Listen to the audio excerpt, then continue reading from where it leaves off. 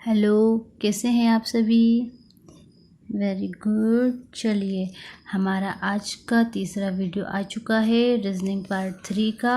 और हमने इससे पहले 2 वीडियो में 2020 क्वेश्चन सॉल्व किए हैं और आई होप आपने बहुत अच्छा किया होगा। चलिए, हम हमारा आज का वीडियो स्टार्ट करते हैं। हमारा पहला क्वेश्चन है चढ़ना और ट्रेन में हम चढ़ते हैं, ठीक है। कहाँ चढ़ते हैं? ट्रेन में। तो उसी तरह घोड़े पर चढ़ना क्या कहलाता है? तो अस्तबल में घोड़ा रहता है, जूता हम पहनते हैं, घोड़े पर बैठते हैं, लेकिन घुड़सवारी घोड़े पर चढ़कर करते हैं, ठीक है। तो जिस तरह चढ़ना ट्रेन रिलेटेड है, उसी तरह घुड़सवारी घोड़ा से रिलेटेड है, ठीक है। चलिए, हमारा क्वेश्चन नंबर 1 का आंसर है ऑप्शन नंबर सी। चलिए, हमारा दूसरा क्वेश्चन है मैकेनिक और गैराज। मैकेनिक कहाँ होता है? गैराज में। मतलब मैकेनिक कहाँ काम करता है? गैराज में काम करता है। उसी प्रकार प्रोफेसर कहाँ होता है या प्रोफेसर कहाँ काम करता है? तो प्रोफेसर होता है कॉलेज में, ठीक है। तो हमारा क्वेश्चन नंबर 2 का आंसर है ऑप्शन नंबर बी। चलिए, हमारा तीसरा क्वेश्चन है शब्दकोश और परिभाषा। शब्दकोश परिभाषा किस तरह रिलेटेड है? उसी तरह हमें मानचित्र को इन ऑप्शन में से किसी एक से रिलेटेड करना है, ठीक है। तो शब्दकोश परिभाषा, तो शब्दकोश जो होता है वो परिभाषा में होता है। मतलब एक परिभाषा होती है, उसमें बहुत से शब्द होते हैं, शब्दों का कोश कहलाती है।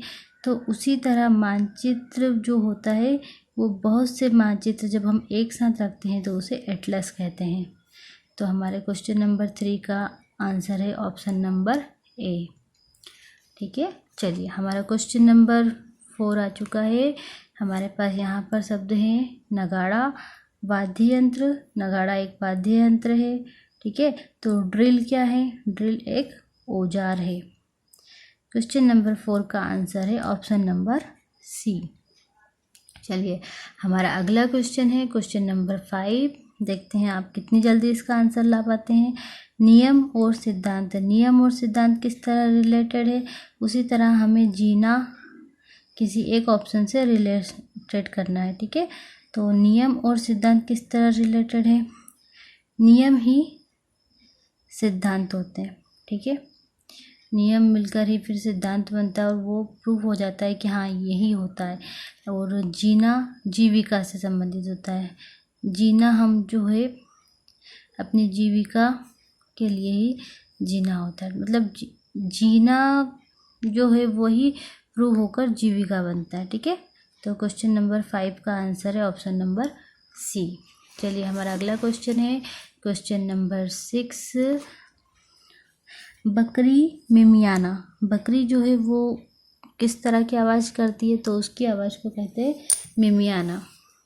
उसी तरह कुत्ते की आवाज़ को क्या कहा जाता है? तो कुत्ते की आवाज़ को कहा जाता है भौंकना, ठीक है। तो हमारा इसका आंसर हो जाएगा क्वेश्चन नंबर 6 का आंसर है ऑप्शन नंबर बी, भौंकना। कुत्ता जो होता है वो भौंकता है और बकरी जो होती है वो मिमियाती है। चलिए, हमारा क्वेश्चन नंबर 7 है। यहाँ पर है गर्म ओवन। ओवन जो होता है वो गर्म होता है, ठीक है। तो ठंडा क्या होता है? ठंडा होता है हमारा,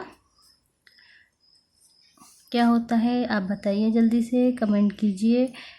चलिए, ठीक है, कोई बात नहीं, मैं बताती हूँ। क्वेश्चन नंबर 7 का आंसर होगा हमारा रेफ्रिजरेटर। जिस तरह ओवन गर्म होता है उसी तरह रेफ्रिजरेटर जो है वो ठंडा होता है, ठीक है। तो हमारा क्वेश्चन नंबर 7 का आंसर है ऑप्शन नंबर डी। हमारा अगला क्वेश्चन है क्वेश्चन नंबर 8। स्कूल प्रधानाचार्य। तो स्कूल में होते हैं प्रधानाचार्य, जो स्कूल का सबसे बड़ा होता है हेड, उसे प्रधानाचार्य कहते हैं। तो उसी तरह ऑफिस में सबसे बड़ा कौन होता है? तो ऑफिस में सबसे बड़ा होता है मैनेजर। मैनेजर के अंडर में ही सभी कर्मचारी कार्य करते हैं, ठीक है। चलिए, हमारा क्वेश्चन नंबर 9 है कविता तुक और दर्शन शास्त्र किससे संबंधित है? तो कविता जिस तरह तुक है उसी तरह दर्शन शास्त्र किस तरह से संबंधित है? तो कविता में क्या होता है? कविता एक कविता जब बोली जाती है तो उसमें एक तुक होती है कि कुछ शब्द आते हैं, उसके बाद एक स्पेशल शब्द आता है, तो वो बिल्कुल लय लगता है कि एक साथ बता हुआ लगता है। तो दर्शन शास्त्र क्या है? दर्शन शास्त्र एक सिद्धांत है। ठीक है, तो क्वेश्चन नंबर 9 का आंसर है ऑप्शन नंबर सी। चलिए हमारा अगला क्वेश्चन है क्वेश्चन नंबर 10। उससे पहले प्लीज़ यदि आपने मेरे चैनल को सब्सक्राइब नहीं किया है तो सब्सक्राइब कीजिए, लाइक कीजिए और शेयर कीजिए ताकि आपको मेरे वीडियोस की नोटिफिकेशन सबसे पहले मिले और आपको इस रीजनिंग से रिलेटेड वीडियो से आपकी जानकारी और बढ़े और आपकी एग्ज़ाम की तैयारी अच्छे से हो। चलिए क्वेश्चन नंबर 10। विद्यालय शिक्षक, शिक्षक कहाँ होता है? विद्यालय में होता है। तो अस्पताल में कौन होता है? अस्पताल में होता है चिकित्सक। ठीक है, तो क्वेश्चन नंबर 10 का आंसर है ऑप्शन नंबर बी। चलिए हमारा अगला क्वेश्चन है क्वेश्चन नंबर 11। ठीक है, यहाँ पर हमारे पास आ चुके हैं नंबर सीरीज वाले एनालॉजी के क्वेश्चन और यहाँ पर हमारे पास दिया गया है 97 2 से रिलेटेड है। उसी तरह हमें 84 का रिलेटेड ऑप्शन यहाँ से ढूंढना है। ठीक है, तो देखेंगे हम यहाँ पर 97 का 2 कैसे होगा। तो देखिए यहाँ पर हम सबसे पहले 9 में से 7 माइनस करते हैं तो हमारा 2 आ जाएगा। ठीक है, तो इसी प्रकार 84 में हम 8 में से 4 माइनस करेंगे तो हमारा आंसर आ जाएगा 4, option number C. Question number 11 का आंसर है ऑप्शन नंबर सी। ठीक है, चलिए अब हमारा अल्फ़ाबेट का क्वेश्चन आ चुका है। इसमें अल्फ़ाबेट और नंबर दोनों दिए हुए हैं। यहाँ पर JY लिखा है और उसके साथ है 35 और RT के लिए हमें नंबर ढूंढना है। तो JY का 35 कैसे होगा? चलिए अब हम ये से करके देखते हैं। यदि आपको अल्फ़ाबेट के नंबर पता है तो आप तुरंत कर लेंगे, लेकिन नहीं पता है तो आपको एक बार अल्फ़ाबेट लिखना होगा और फिर इसे हम करेंगे। ठीक है, चलिए हम यहाँ पर अल्फ़ाबेट लिखते हैं ABCDEFGHIJKLMNOPQRSTUVWXYZ। ठीक है, चलिए हमारे पास जे है। जे हमारा कितने नंबर पर आएगा? जे हमारा आएगा 10 नंबर पर। ठीक है, अब वाई कितने नंबर पर है? हमारा वाई हमारा है 25 पर। ठीक है, तो ये हो गया हमारा 35। ठीक है, इसी तरह हमें RT का नंबर ढूंढना है। तो R हमारा है यहाँ, तो R का नंबर हो जाएगा 1 2 3 4 5 6 7 8 9 10 11 12 13 14 15 16 17 18। ठीक है, ये हो गया हमारा 18 और हमारा टी का हो जाएगा 20। तो यह हमारा आंसर आ चुका है 38। क्वेश्चन नंबर 12 का आंसर है 38। ठीक है, चलिए हमारा अगला क्वेश्चन है क्वेश्चन नंबर 13। AD को रिलेटेड है N से, उसी प्रकार BD को हमें इधर रिलेशन ढूंढना है ऑप्शन में से। तो इसे हमें सॉल्व करना होगा कि ये किस तरह आया है। ठीक है, तो इसको हम देखते हैं। यहाँ पर हमें कुछ और करना होगा क्योंकि जिस तरह यहाँ पर हमने किया था, लेकिन यहाँ पर कुछ प्लस हमारे पास आंकड़े थे, लेकिन यहाँ पर तो हमें अल्फ़ाबेट मिला है और वो अल्फ़ाबेट इन दोनों से बड़ा है। ठीक है, ये अल्फ़ाबेट बड़ा है। ठीक है, दोनों से। तो हम यहाँ पर कर देखते हैं। A का नंबर हमारे पास 1 है तो हम 1 का स्क्वायर करेंगे, प्लस D का हमारा नंबर है 4 तो हम 4 का स्क्वायर करेंगे। ठीक है, हमारे पास कितने हुए 16, ठीक है, 16 हुए। अब 16 में हम प्लस करेंगे 1, ठीक है, हमारा ये 17 हो चुका है। और इन दोनों के बीच जो गैप है वो है 3 नंबर का, ठीक है। तो यहाँ पर हमारा हो जाएगा 14, ठीक है। तो हमारा हम जब इसे यहाँ पर देखेंगे तो यहाँ पर n जो है वो 14 नंबर पर आएगा। तो यहाँ पर हमारा n इस तरह आया है, ठीक है। तो इसी तरह हम बी डी के लिए भी आंसर निकालेंगे। बी का हमारे पास है 2 का स्क्वायर प्लस 4 का स्क्वायर, ठीक है। चलिए अब हमारे पास आ चुका है 20, ठीक है।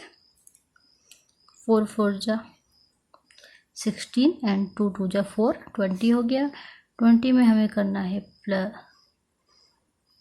2, क्योंकि यहाँ पर हमने 1 प्लस किया था। अब यहाँ पर हमारा नंबर 2 है तो हम 2 प्लस करेंगे। तो यहाँ पर हमारा हो जाएगा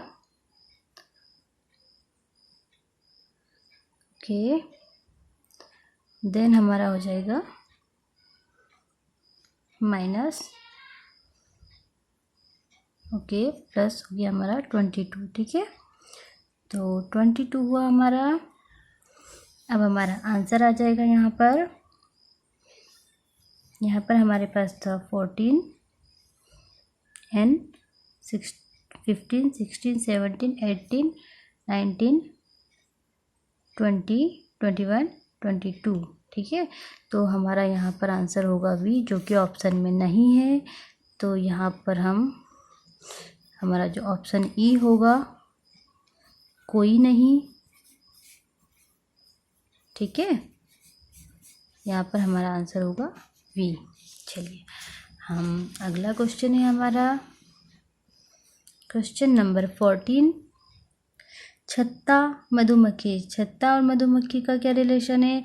तो छत्ता जो है वो मधुमक्खी बनाती है या फिर वो उसमें रहती है, जो भी हो, घर है उसका।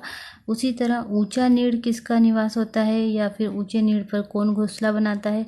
तो ऊंचे नीड़ पर घोंसला बनाता है गरुड़।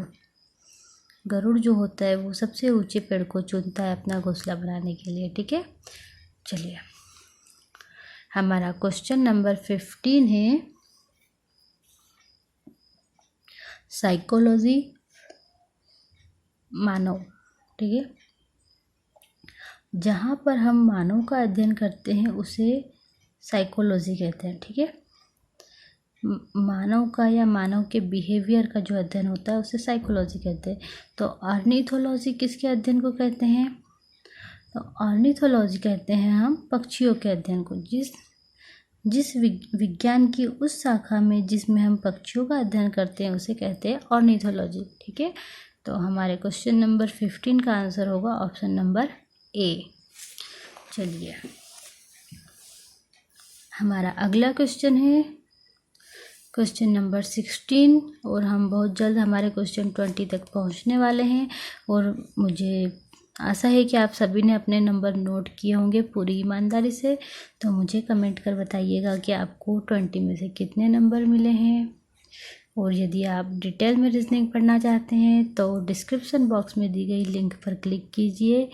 आप मेरे रीजनिंग ब्लॉग पर अच्छे से रीजनिंग का डिटेल पढ़िए और मेरे साथ इसी तरह बने रहिए। चलिए हमारा क्वेश्चन नंबर 16 है एमपी भोपाल, ठीक है। तो भोपाल जो है वो एमपी में है, लेकिन इसमें एक ख़ास बात क्या है? ख़ास बात ये है कि भोपाल जो है वो एमपी की राजधानी है, ठीक है। तो उसी तरह उड़ीसा की राजधानी क्या है? अब यहाँ पर आपका नॉलेज थोड़ा देखना होगा कि रीजनिंग से रिलेटेड कम और जीके से रिलेटेड ज़्यादा है। यदि आपके पास जीके के क्वेश्चन आपने अच्छे से तैयार किए हैं, अपने देश में जितने भी स्टेट की राजधानियाँ हैं वो आपको पता है, तो आप इस तरह के क्वेश्चन आसानी से और जल्दी कर सकते हैं। तो हमारा क्वेश्चन नंबर 16 का आंसर होगा उड़ीसा की राजधानी है भुवनेश्वर, ठीक है। तो यहाँ पर क्वेश्चन नंबर 16 का आंसर है भुवनेश्वर। चलिए हमारा अगला क्वेश्चन है नंबर सीरीज का क्वेश्चन आ चुका है।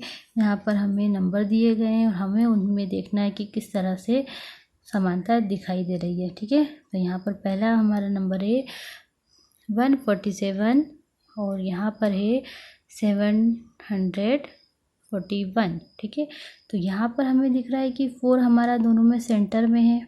ठीक है, 4 में कोई चेंज नहीं है और यहाँ पर 7 हमारा एंड में है, यहाँ पर फर्स्ट में है और यहाँ पर हमारा 1 फर्स्ट में है और यहाँ पर 1 एंड में है। मतलब यहाँ पर नंबरों की आपस में अदला बदली की गई है। ठीक है, तो हमें इसी तरह इस नंबर के लिए भी आंसर ढूंढना होगा, इसी तरह से नंबर पलट कर।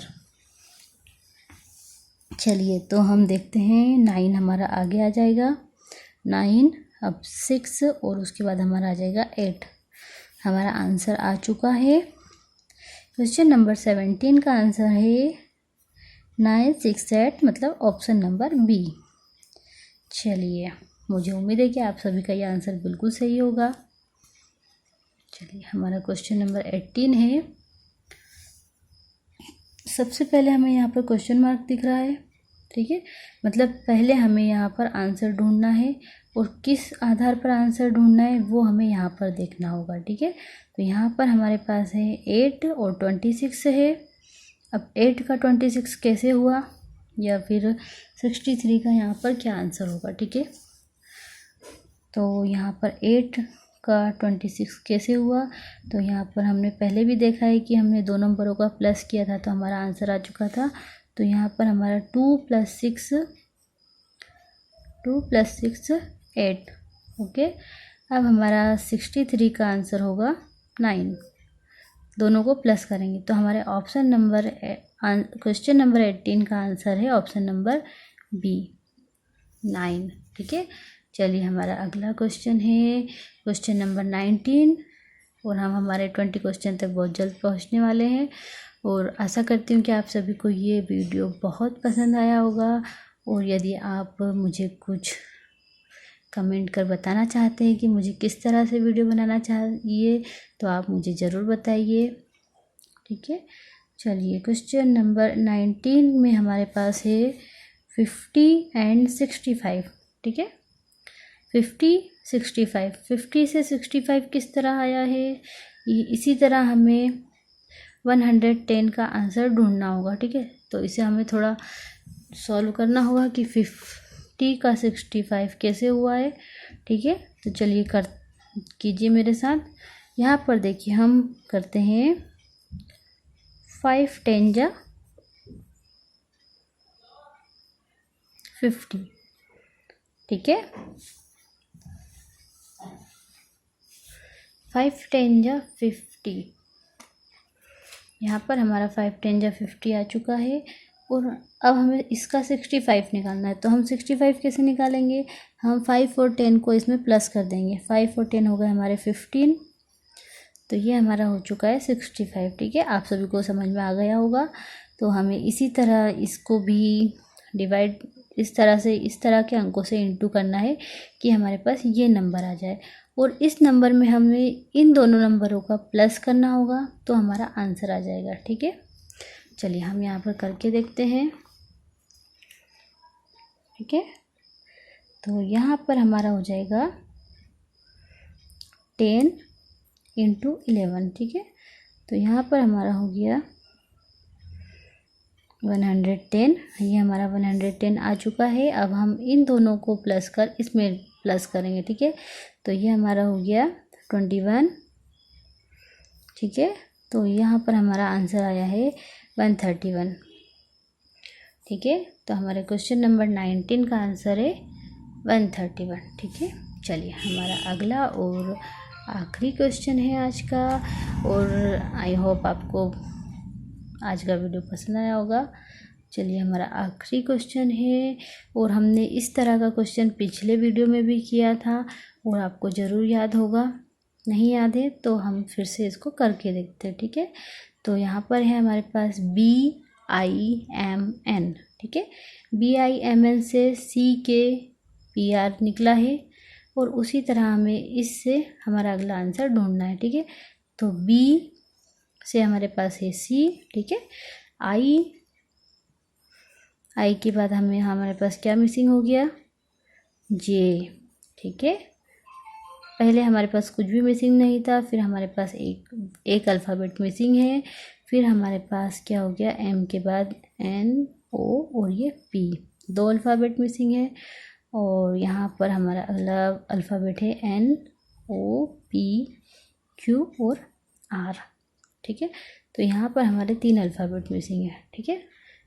तो हम इसी तरह हमारे इस वाले अल्फ़ाबेट के लिए भी आंसर निकालेंगे।